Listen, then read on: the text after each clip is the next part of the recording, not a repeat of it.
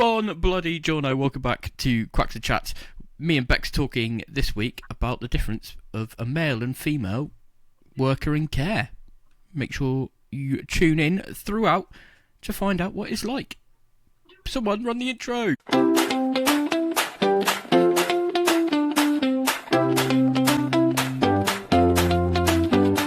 Hear the laughs, feel the chat, story spinning, imagine that. Life games and a little sass. Quacks and Chats, a Bearded Steve podcast. Bearded Steve podcast.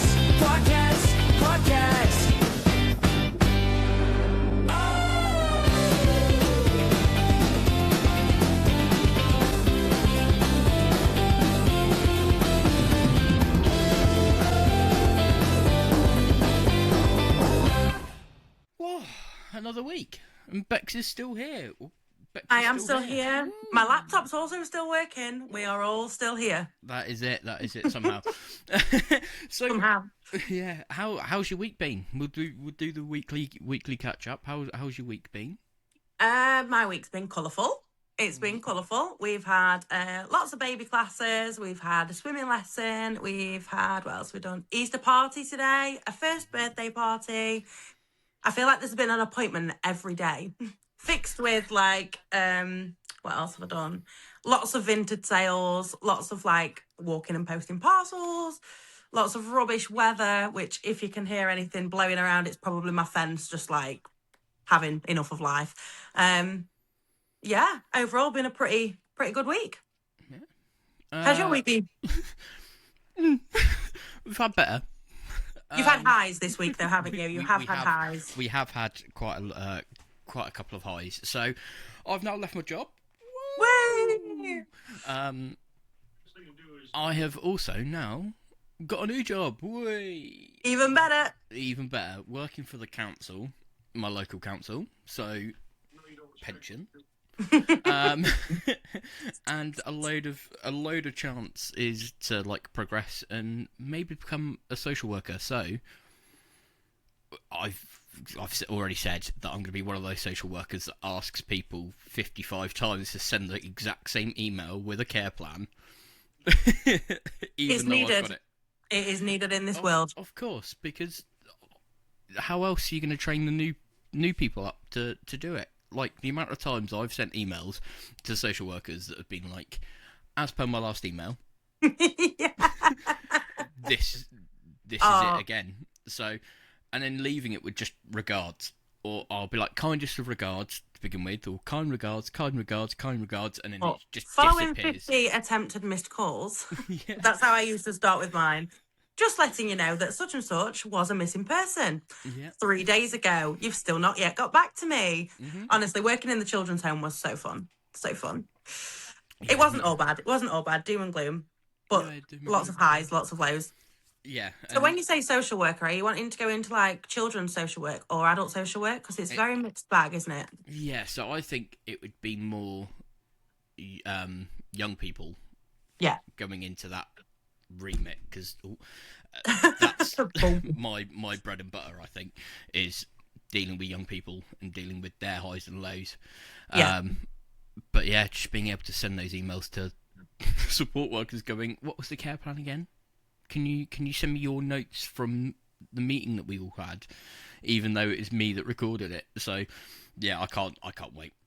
Lack review meeting minutes were actually my favourite job. Actually, as a childcare officer, I loved doing minutes. I actually used to do the minutes for every weekly meeting that we had. Yeah. Straight away, it was have you got the book, Bex? I was I've got the book. I've got the book, got the pen. I'm ready. My hand was on fire like this. And then whoever got the job to type them up, and there was 15 pages. I was grr, I hate Bex. Yeah. It's join the queue, join the queue. Please join the queue.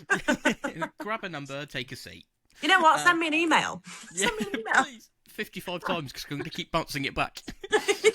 Out of office is on. Yeah, that's it. I love that. Oh, but that was a good email to write. That was a really good email to write. But yeah, it's changing it from kind regards to just Steve. Love it. Or I was always tempted to be without my ducks in a line, Steve.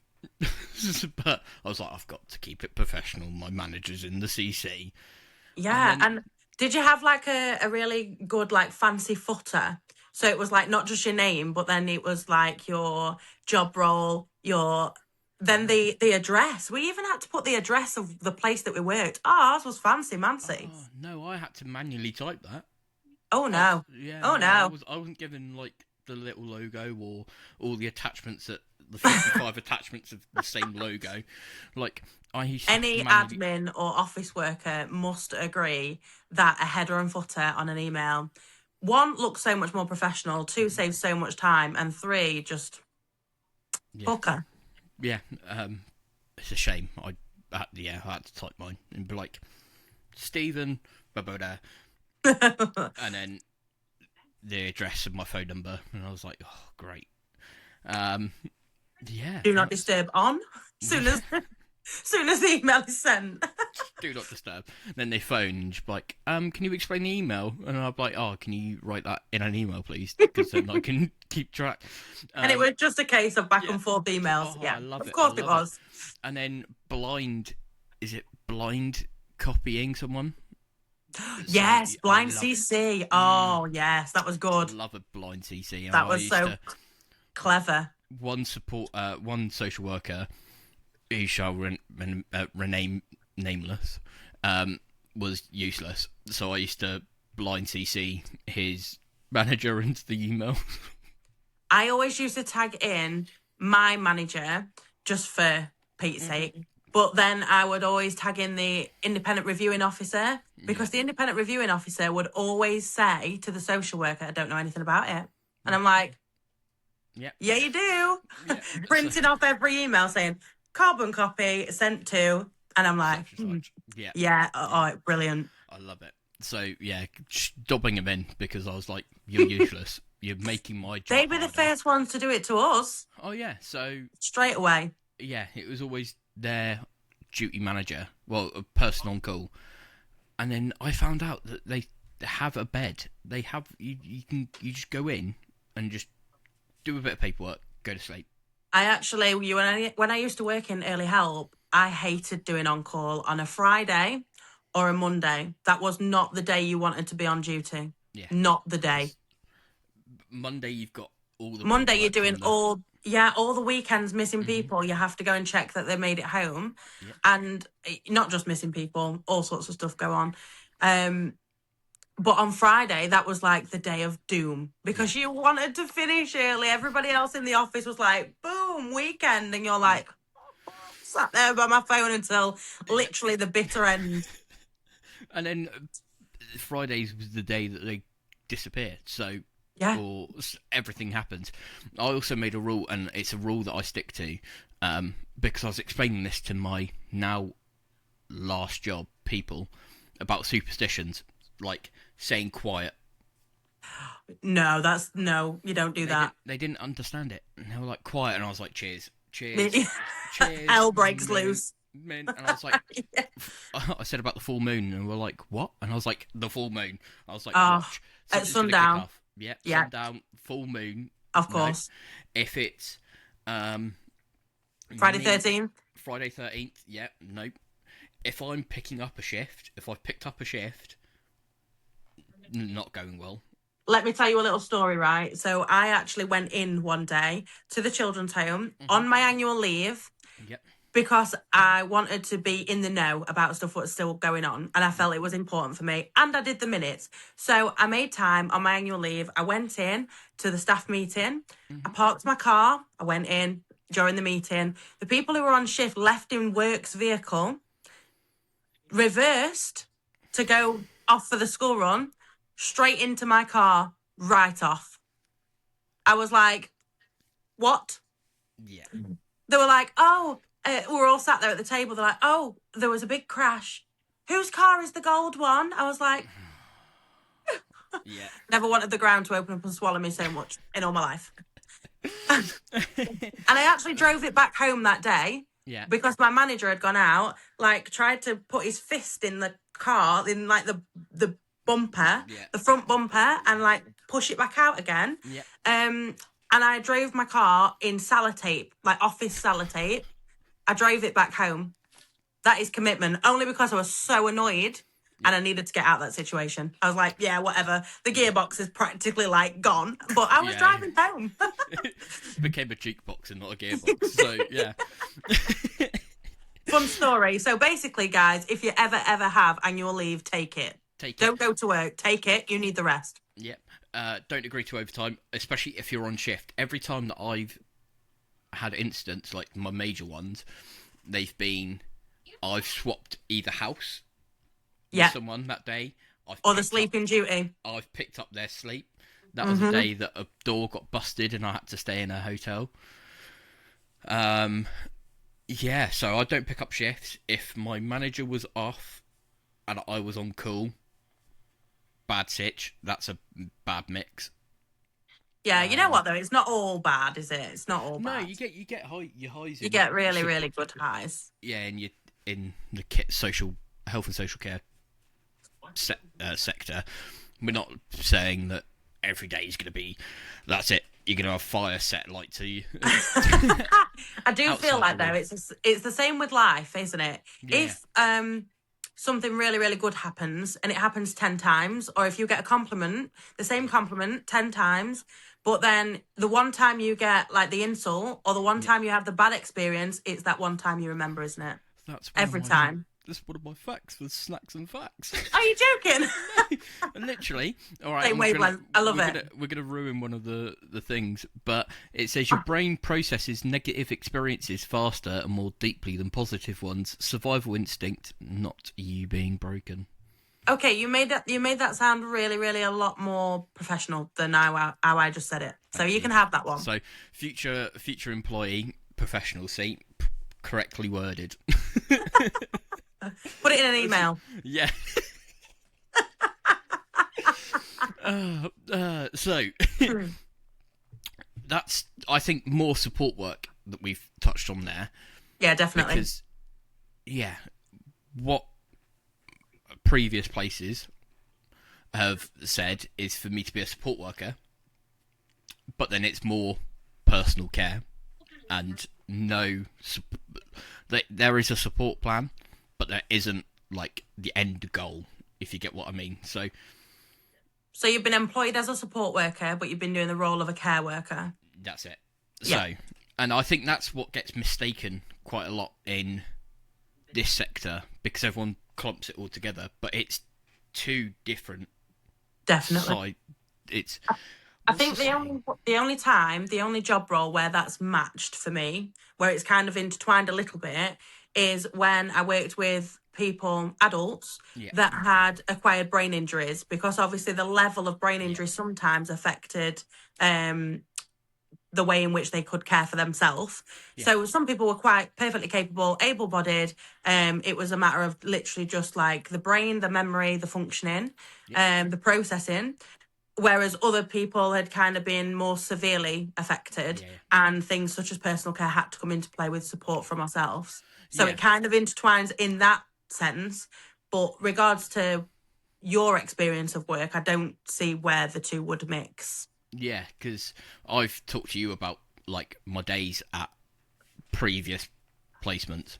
Yeah. And it gets intertwined like that. And then I was telling it to staff, and then you could see it, the light bulb in their head going, yeah, this is care work.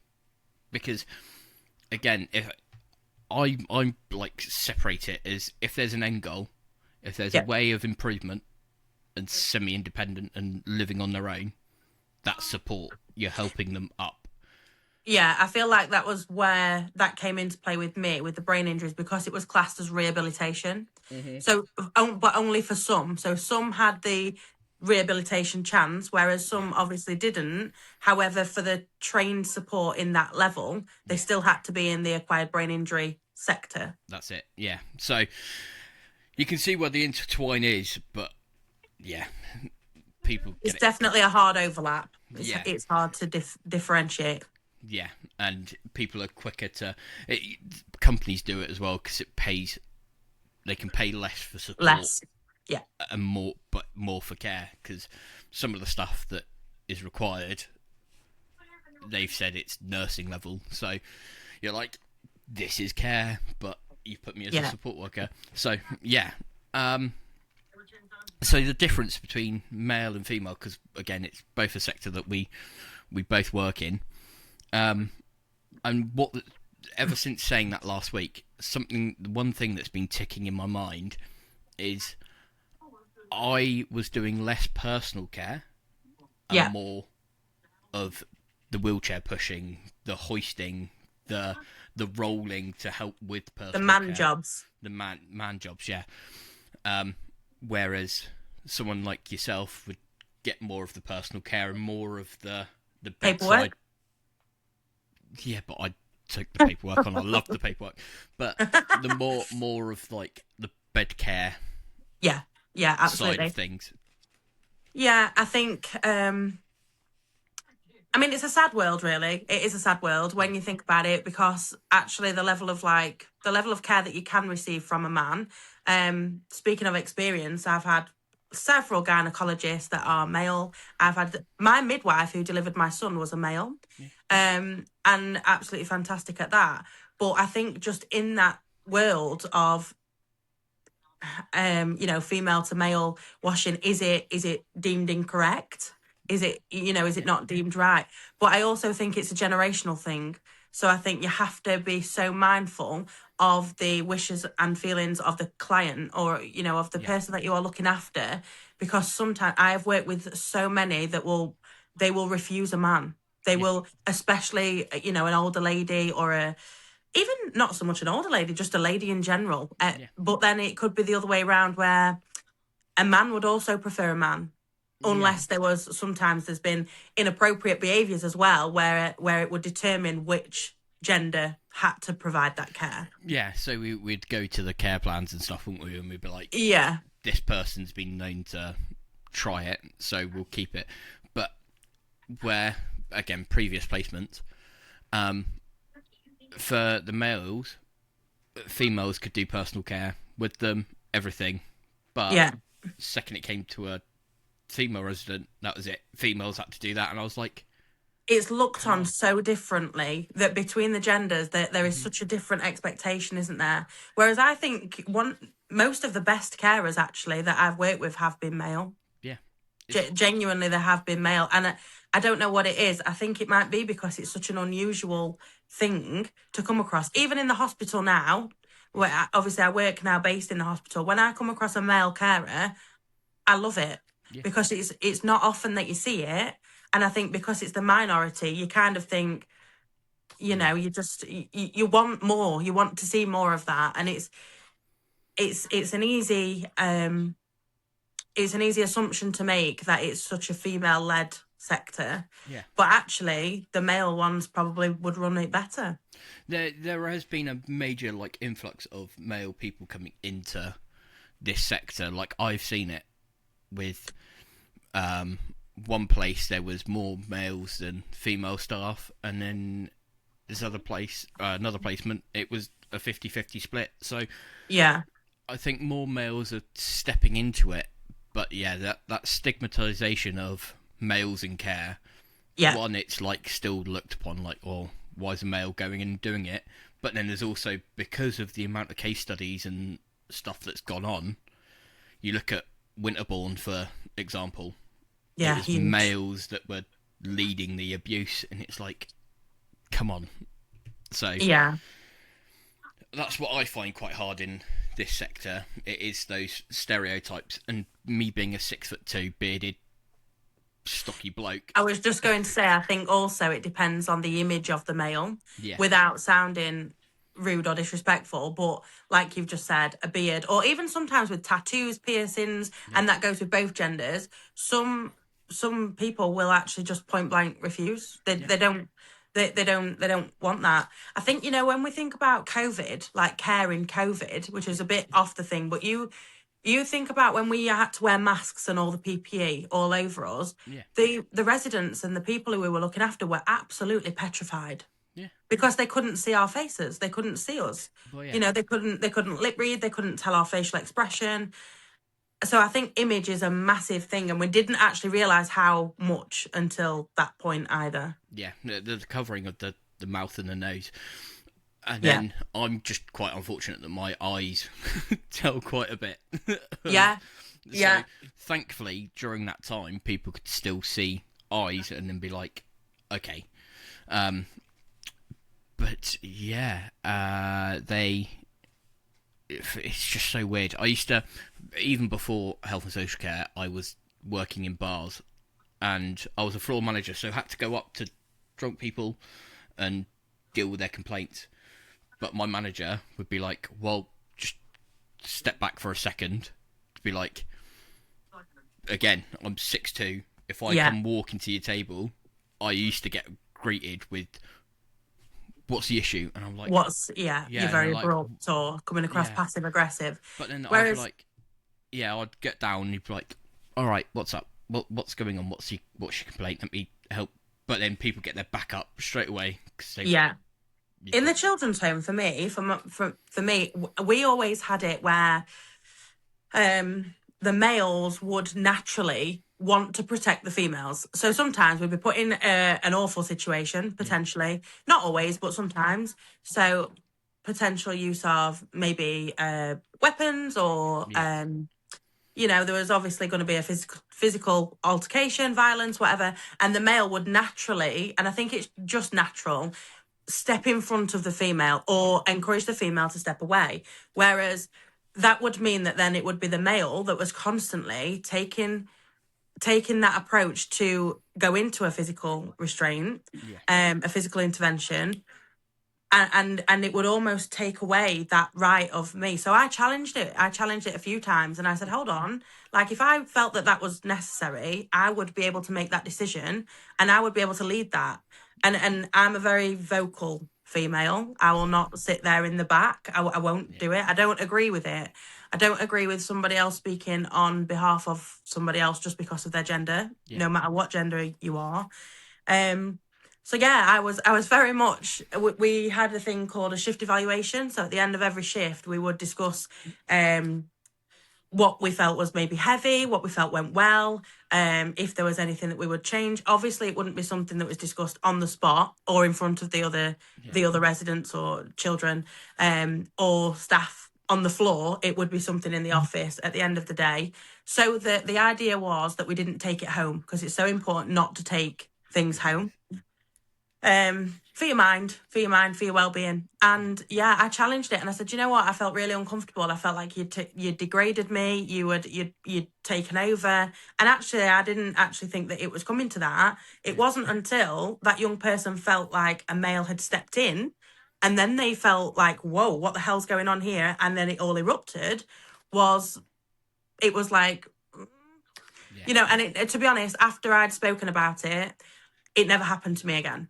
Yeah. So I think it's just something you've got to be prepared to speak out and challenge in the care sector across all boards. If you're not happy with something, you've definitely got to raise it, challenge it, and that's the only way to kind of break through. And I think sometimes it's more of people's personalities in the workplace than it actually meaning to come across in such a way that I'd taken that. Yeah, that's it. Because again, another previous placement, it wasn't the most previous one, but there was a previous placement workplace that I used to work where it was a female that would initiate the physical restraint, and it would be me that was like that then had to take over. Not take over, but I would I would go to the resident and be that the sounding board. The sounding board, and then again the female and male thing, but what is deemed as the female role.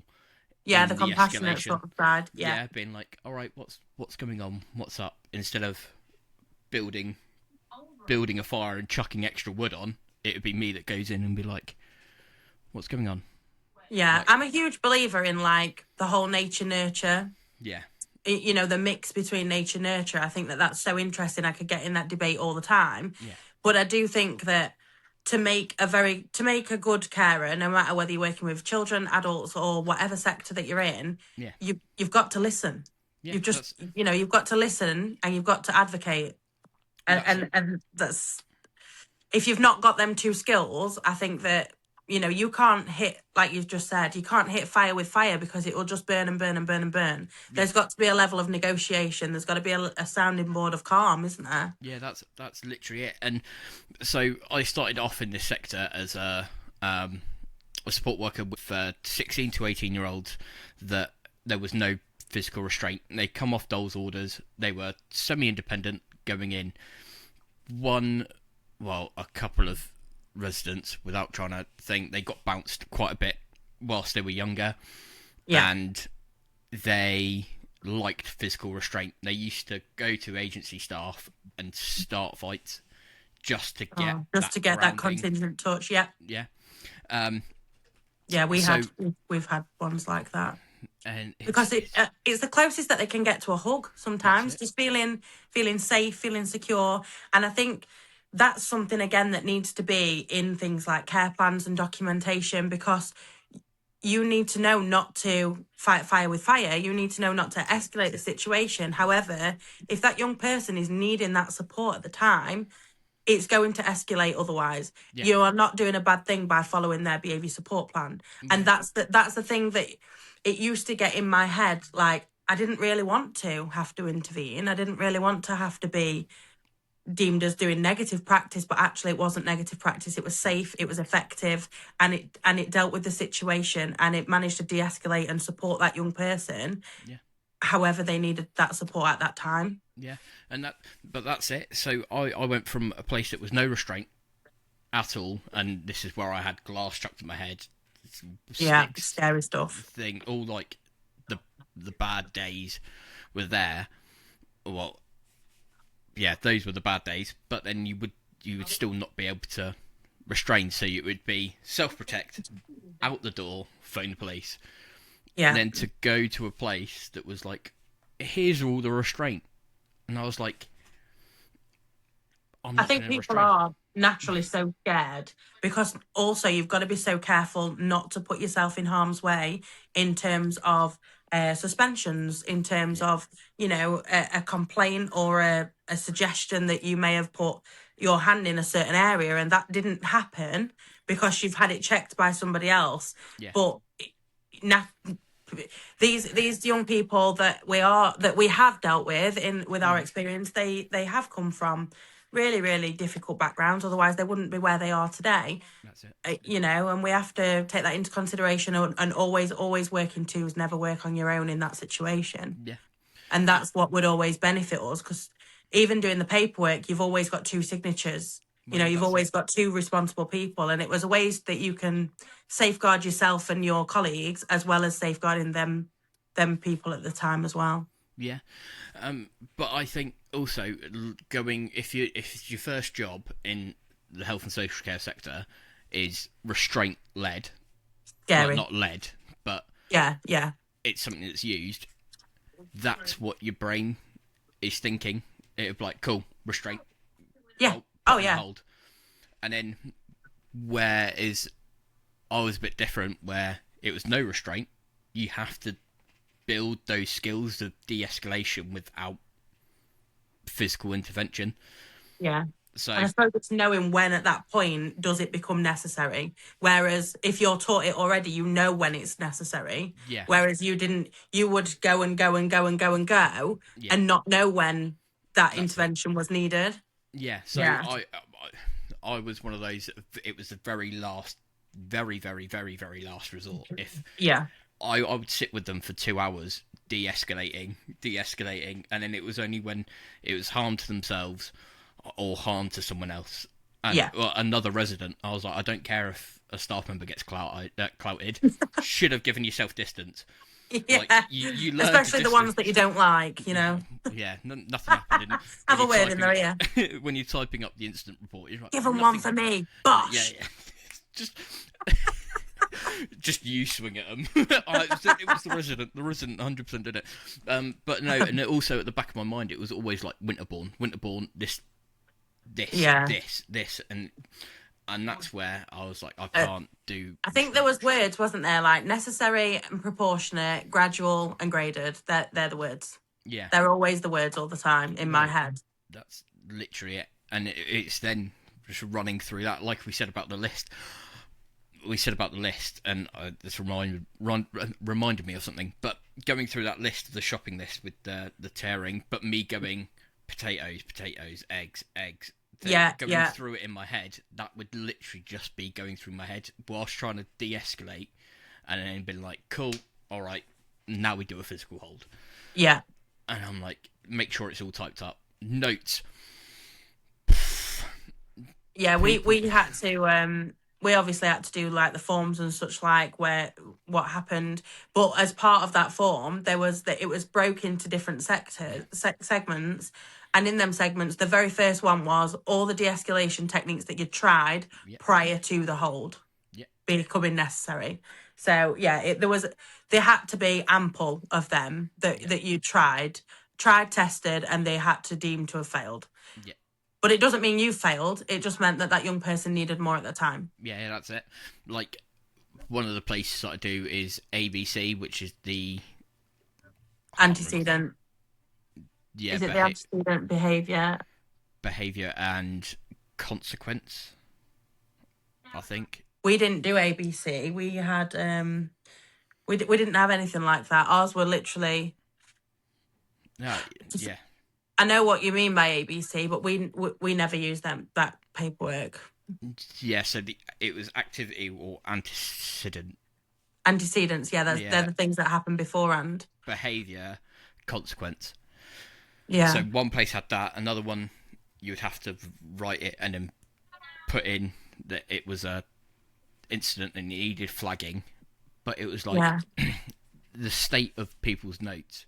I actually think we added when I worked in the adults care home, so literally in my last job, there was ABC charts, but that was like with dementia, obviously where you had to have so many of them to be able to excel their care needs into a nursing or a different place, rather than just a normal residential home. Yeah. But we also had de-escalation, so it was ABCD. That's ABCD. No, that's pretty cool. So like just to get them into like a normal regulation, so that they. I think more so about the stages of the dementia. It was like what's working at this time. Did it work at this time? It just recognising trends and patterns, isn't it? It's then keeping that support plan as a living document. It's something that I said in my interview the other day. I was like, you just have to, any incident, I was like, you have to think everything's a live document. Like, yeah, it is. So. And if it wasn't written down, it didn't happen. Well, that's it, documentation. And this is why I used to drill into people's heads about documentation, especially after an incident, where they'd write about that much. And I'd be like, what? And it didn't make sense either. And I was like, so you've said this person's gone from here to here to here. What's happened between this point, and this point? Like, how have I now become involved in this incident when I wasn't to begin with? What process went through you as the note taker? And we actually had a logbook where we had to write it in it every 5 minutes where people were in the home. Yeah. Again, safeguarding measures, very, very OTT, but very, very effective. Yeah, because that's spot on and bang on. Where, like, I loved it. It'd be like, someone said that I was over the top with notes. But it was like, resident went from this room to this room with this staff member and this staff member. And then they're like, oh, they made a cup of tea with this staff and this staff. And then they moved back into here with this staff and this staff. And people were like, there's so much. And I was like, yep, but every minute is accounted for. Yeah. And they were like, what? And I was like, look. And they thought I was being sarcastic with it because the manager was saying about the quality of notes. And I was like, look, this is the standard that it should be. Yeah. It's a shame that the standard's not the same across the board. It really is. Well, yeah, this is it. Where writing one sentence is adequate for some places. And I'm like, come on. Like, this can make or break someone's support with what they receive later on in life. Especially children. Because if you just write, had an incident, we don't know what's going to help them de-escalate. when they transition, it might stop their transition from leaving care, and it will limit the amount of, or give too much support and overstimulate to them in later life. So it's like, come on, you've got to get that balance of thing. But yeah, I think either which way, whether it's children's or adults or rehabilitation or whatever, you are shaping and responsible for their future with the jobs that you choose to either do or not do. Yeah. When it comes to documentation. That is literally it. Another difference between male and female. I, again, used to work in a leaving care, so you'd have to teach people how to cook. Not a strong point of mine, but I was teaching one of the residents how to cook a lasagna. They were like, "No, don't know what you're chatting about. You can't cook." And then a female colleague did the exact same, and they were like, "That's bang on." And I was like, they've literally followed the exact same steps I did. I had a man that I worked with all the time, and every time I was on shift with him, he would put the kettle on. He would fill the kettle up and put the kettle on, and then he would say to me, "You're going to make a brew?" And I'd go, "You what? You're gonna make a brew then? I've done half. Yeah. Do you want to brew? Because if you do, make it. Yeah. And by the way, mine's a tea, no sugar. Thanks." Yeah, that's it. It was like, it was like, well, I was like, no, actually, I don't. Speaking of brews, what a lovely mug you've got. Lovely mug. You can buy it on Shopify. The link will be in the description down below. But yeah, and I think colleagues that I've worked with have hidden behind that as well. So when it comes to like a deep clean of the house, female colleagues would go, "Oh, I'm going to go cook tea." And it's like, all right, I'll go cook tea. You do this. And they'll be like, "Oh, no, it's fine." It might just be the culture that I'm now living in, but it's, like you'll say to the males, like, "All right, we're going to go cook." And they'll be like, at the end of the day, you've both got the same job. You've both got the same job role. You've both got the same job description. You both more than likely get paid the same if you're on the same role. There should be no need for gender discrepancies in this world. I had to teach two people how to use a washing machine because they didn't know how, and I was like, "You're a support worker. Can you teach my partner because he doesn't know how?" He can fix it though, so pinch your salt. No, I'm joking. He does. Bless him. Just catching strays. We had to bring him back down because I blew his ego up last week saying about how much of a computer whiz he was. Yeah, so, well, he's not a washing machine whiz, so... He's not a washing machine whiz. There we go. There's the swings and roundabouts of Curtis. Oh, right. So, talking of PCs, laptops, should we get into... Oh, yeah, we'll get into our rapid-fire questions. Oh, go on. Chat about. Right, so... I'm going to warm my brain up. So, I've got 5 questions. Yep. So, you ready? What does CPU stand for? Oh my god, this was from last week. Yep. It was like computer processing unit. It was like the computer's brain. Yeah. So, before we give the answer, you got to let us know in the comments down below. Play along. Yeah, let us know how well you do. It's the central processing unit. Oh, I was nearly there. Not computer. Nearly. Oh, no. You get two marks out of 3 for that one. I haven't got a pen, so... Listen, not to quote Meatloaf, but 2 out of 3 ain't bad. That's it. 2 out of 3 ain't bad. What does RAM do? RAM? RAM. RAM. That's an animal with, like, horns. Yep, but it's part of a computer as well. What's it do? RAM. What does... Is it like a firewall? Does it like bang against stuff? I'm thinking with the horns. I don't know. Oh, it's a temporary memory for running programs.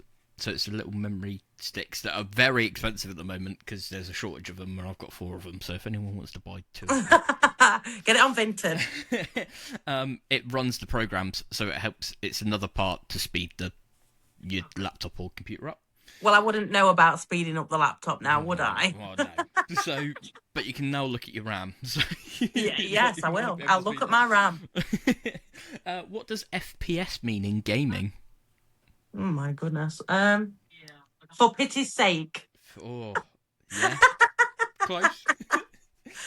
It's frames per second. Oh. Yeah, so like how many things come on the screen? Yeah, so like, if you have a low FPS, it'll look like jittery. Oh, okay, all right, I'm with you. What does the GPU do? So if the CPU is the brain, what do you think the GPU is? It does. Like the gigabyte processing unit.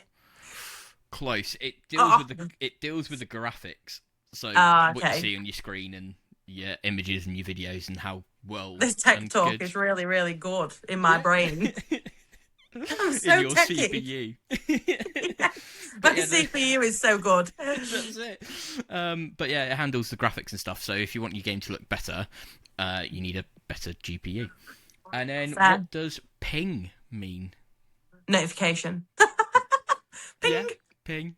But in gaming and computer. Oh, in gaming. I have no idea. Like a password. Nearly. It's the internet delay / latency. So if you get lag whilst gaming, it will then go, well, especially online. Say you're playing Among Us and you're in one area and then next second you're down somewhere else. That'll be ping because it's not, because your internet's shocking. So yeah, that's my 5. Right, well, I've got 5. I've got 5 actual physical things that's about babies. Yeah. So let's see if you know what this is. Box. Well done. It's a box. Does it keep like stuff sterile? Yes, it keeps dummies sterile. Oh, I knew it. I was going to say, do you chuck dummies in it? But yeah, no, I didn't. So yeah, coulda, woulda, shoulda. What about these? Oh, to cut fingernails. Yes. Look, they're all like curvy. Yeah. Oh, I know those. What's this called? Hold on. Right, I know it's a blanket, but I know there's a fancy name for it. It's not a bassinet. No. Oh, what is it called? You swaddle the baby with it. No, not this. Oh, no, not that. All right. I'm just going to go blanket. So this is a muslin square. That's it. Muslin. So when you're feeding a baby, you tend to like have it over your shoulder when you're like burping them and stuff. Oh, I knew it. What is this? Is that a thermometer? Nope, it's a nail file. Oh. And the different colour attachments are like for the different ages of the child. Ah, that's pretty cool. And then what is this? Oh, it's a changing pad. No, it's not. Ah, what? It's a snooze pod. So it's laid down like that, and the baby goes in the middle. Yeah. To lay down and go sleep. It's like a mattress. Ah. But you don't put it in the cot or anything. It's literally just like a pillow where they can lay on. That's pretty cool. Yeah. Very comfortable. I rate it. It's not waterproof. Do not recommend. Oh, okay. Yeah, not a change of map. Not with a baby, no. Right. So yeah, that was cool. Yeah. So maybe I'm not as clever as Tech, but you're not as clever as Mum Zone. No, I know about. Oh, Parent Zone. Parent Zone. I know about fingernails. And boxes. So, yeah, you got boxes. Yeah, boxes and thing. So I think we're 2-0 up. I'm 2-0 up. I got 2 out of 3. No, true. All right, yeah. All right, so it's 2-1. 2-1. I'll bounce back on the next time. That's it. Oh, I can't wait. I think that's a pretty cool segment. But yeah, let us know in the comments of how well you did and if you beat Steve and Bex at the quiz. And chuck some questions in. Join the Discord and chuck some questions in there. Or ping us an email, because that'll be linked somewhere. We promise we will respond. Yep, you'll definitely get a kind regards from one of us, and not just our name. Alright, talking about computers and stuff, we've brought back gaming news. Woo! Bit of doom and gloom to begin with. Fortnite has laid off 1,000 of their staff. Engagement with the game is dropping and costs are too high. Some game modes are being scaled back or completely shut down. Prices like V-Bucks have already gone up, so they're trying to get a profit margin. But is it where live service games are finally starting to crack? Like, I don't get what's going on. It's been such a staple for years, Fortnite, and now Fortnite Friday's getting boring. That's it. They're sacking everyone off. PS5 and PlayStation are going up as well in price. So if you want to buy a PlayStation, I would not do that now, because that's coming up in April, which is 2 days away, I think, from when this gets released. Yeah. Yeah. So price is going up. Yeah. And games are getting too expensive. Or are we getting used to cheap deals? Games are ridiculously expensive. It's really expensive. Even just for you're not even getting a disc in that anymore. You're literally getting a download. Yeah. How weird is it? I think was on about buying one for my cousin the other day, and it was only a Just Dance one just for the Switch. Not my cousin, my nephew. Yep. Oh my goodness, my cousin twice removed, whatever. Yeah, and it was literally, it came up in the description where you just buy the box and get a code inside. What's that all about? Yeah, that's it. It's code, and then you're spending 40 quid. We never had that with the DS. No. We never had that, or the Game Boy. We got a proper game. Yeah, that's it. And the amount of times that you used to be able to get the cards, not that I ever did it, but you get those cards with 55,000 games on it. But you can't do that anymore. True. So they've cracked down on that, which is... It's sad, isn't it? Yeah. I mean, the Game Pass for Xbox, not that I'm going to have anything to say about this all the time, but the Game Pass price, that actually went down if you was on with O2. So my fella actually went to get it with O2, and then literally within a week, we had an email saying that it was going... because it was going up in price with Xbox, so Xbox was up in the price, I think it was £23, £24. And then Disney, they was doing it with O2 for £15. So we went with that, and then within the week it was back up to 23. Oh, Jesus. So that was Curtis was yeah, I've got a right good deal with my Xbox Game Pass. I switched it over, I'm saving money, and then lo and behold, no, you're not, babe. They cut it and were like, yeah. Yeah, no, that's bang out. And you can tell that that's really not my forte to talk, because I messed that up so many times. Also, other mobile providers are out there. O2 don't sponsor us, so... No, that's true. I only know because we have O2. You're with O2. I'm with EE, and you get EE Gaming, so there we go. Happy days. Yeah, I don't know what it's included, because I don't pay attention to it. Don't use it. Yeah. Talk about Xbox. Good segue. New games are coming straight to Xbox. Forza 6 is coming out on the 19th of April or May. So, all right. The driving racing. Yeah, the racing one, and it's around Japan, and it's actually looking pretty good. Hades 2 is hitting Xbox soon as well, and a load of new indie and AAA titles have been announced. I'm playing one called Nova Roma, which is have you ever seen me play SimCity, where you have to build the city up and stuff like that? You have to do that with this, but it's more you have to cut down the trees, you have to cut down and replace it with a certain item, and then you've got the Roman gods of Neptune and Poseidon, or Greek gods them, but you have to appease them to be then. Otherwise, they like strike your village down and set fires and stuff. So it's been my chill out game. So That's fair. But yeah, that's my roundup of what's gone on with games. So layoffs happening across multiple studios, games shutting down servers left and right, and AI and rising costs causing pressure everywhere. Yeah. Should we talk about something that's not pressure and talk about your snack of the episode? Oh my goodness, I've not even been eating because I've been waiting for this. You've made me wait all this time. No, right near So the end as well. I was in Tesco's and I was like, right, I was looking for a good snack. And I thought, because it's Easter, I'm going to go with... Ooh. What a good snack. What? Yeah. Milky Bar, mini eggs bar. And Curtis actually had another one that was a green one. And I'm pretty sure it will just be a wrapper upstairs. But I will take a picture and insert it. So, because that was a pretty good one. So I got one of each. Yeah. And he will have nailed his already. So of course, he's a tank. Yeah, absolutely. But yeah, it's Easter, and I can't remember. It was like it had like jelly beans and stuff inside, but it wasn't the Marvelous Creations. It was a really, really good snack though.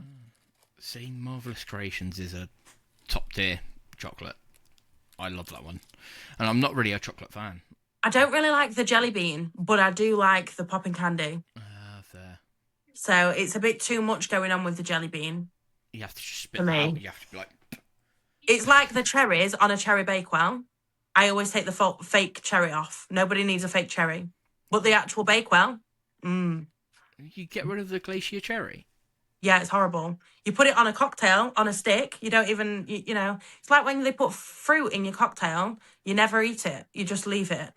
I eat it. Do you? Yeah. No. If I'm having a pina colada... and getting caught in the rain, I'll eat the pineapple, not the leaf, but I'll eat the pineapple wedge. Oh, when we went to see Machine Gun Kelly in Manchester, I went to this really nice cocktail bar. Curtis almost pulled a tree out of my cocktail. Yeah. He was like, "What is that?" I was like, "Yeah, I don't know. What is that?" He was like, "Are you going to eat it?" I was like, "No, I'm absolutely not." Put the tree back in the ground, leave it where it was planted. Crazy, Jeffrey. But I eat that. I'd like the coffee beans in an espresso martini. Yeah, no, don't touch those. No. I mean, would you just go and eat a coffee bean out of your coffee jar? No. So why would you do that? True. What else? I'm trying to think what cocktails that I used to make with the garnishes. Cherry, the glacier cherry, yeah. Strawberry, yeah. On a daiquiri. Yeah, when it's on the glass, not when it's in, because it goes all soggy. Nobody wants a soggy strawberry. True. Although there is a nice cocktail in... Oh, what is it? Is it it's slug and lettuce? There's a nice blue cocktail with the whale sweet. Oh, yeah, I've seen that's really, really nice. It's called See You Later, I think. Not that I'm a fan. But yeah, it's a big whale, and it's lovely. Yeah, because there's so many cocktails that do that with sweets at the bottom and stuff like that, and I'm like, I avoid that one because that's just a bit too sickly, especially after a couple of beers, and you're like, oof. Yeah, if you're mixing, they'll not be very good. Yeah, but yeah, definite snack of the week is this. This is elite. This is really nice. Yeah. Just laughing at the way you're eating it, the way it's coming out in chunks, not snapping it and going full on. Yeah. Oh no, because then it gets melty in your fingers. You're better off holding it. True. There we go. Another interesting way of doing things. Talked about interesting things with the list that you were saying about tearing it. Mm-hmm. I did that the other day. I did the shot and had the. How list. Did you get on?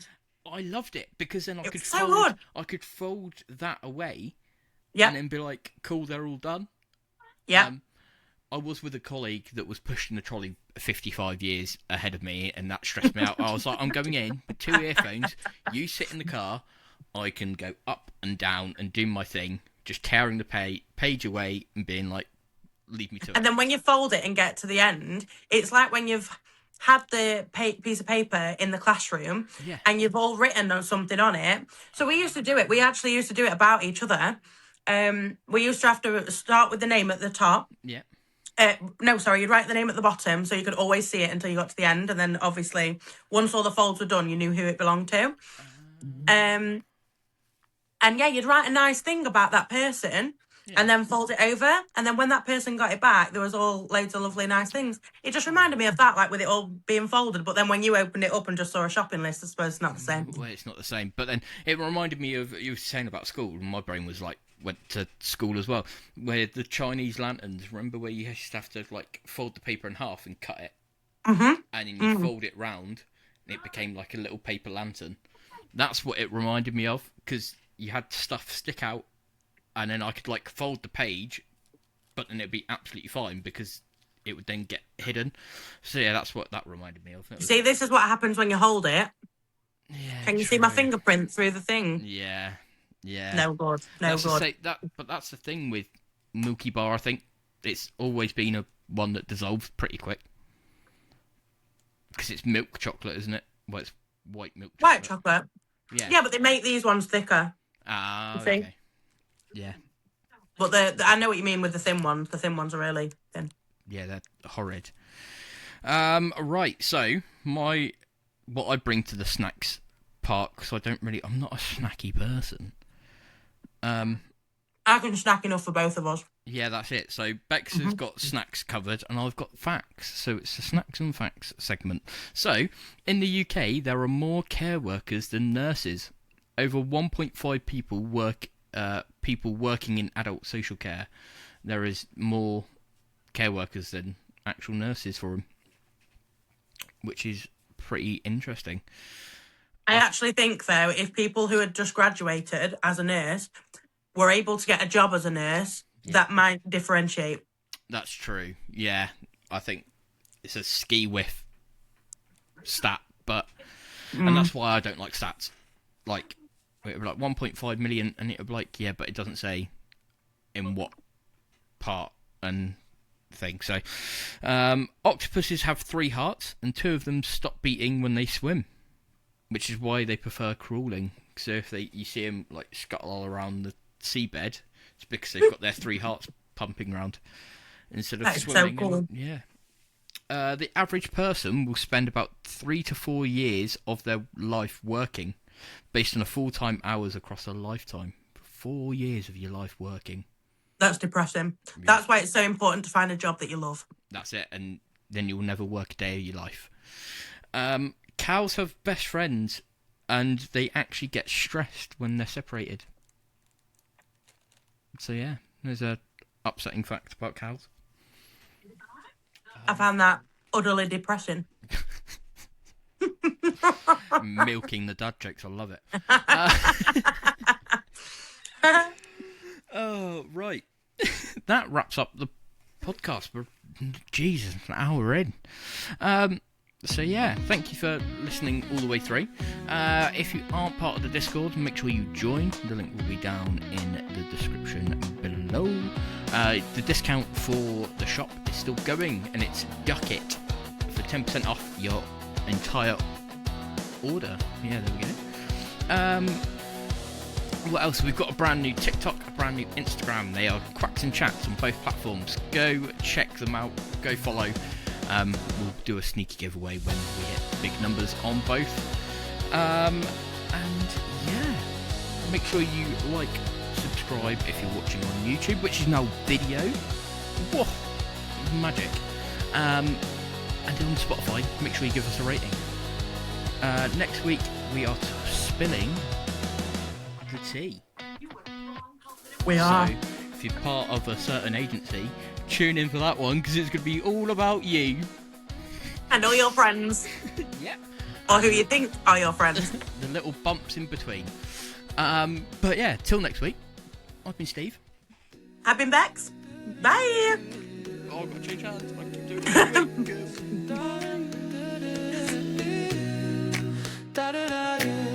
Thanks for watching Quacks and Chats